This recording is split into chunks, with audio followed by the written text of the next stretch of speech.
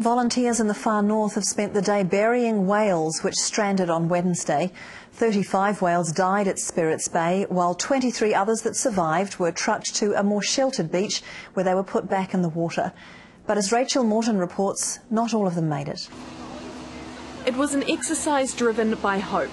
23 whales moved by truck 50 kilometres from Spirits Bay in the far north to Rarawa Beach. They were slowly lowered into the water, and then the first of the bad news.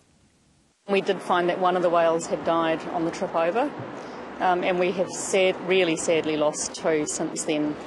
But 20 had survived and were in the water alive and ready to be let go.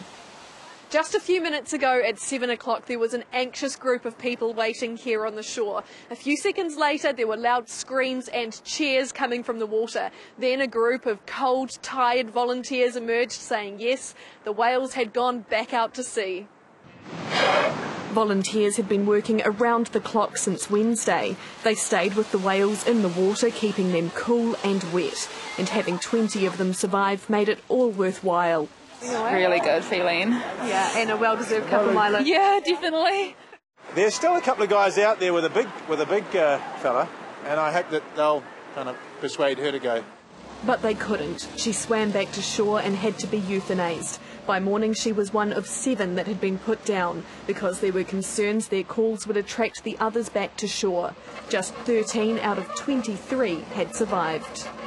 So it was worth tracking them and putting them through all that stress to get that many back out there? Interesting question.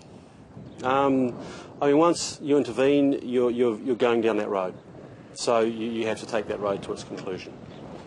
Today, the Department of Conservation concentrated its efforts on burying the dead whales.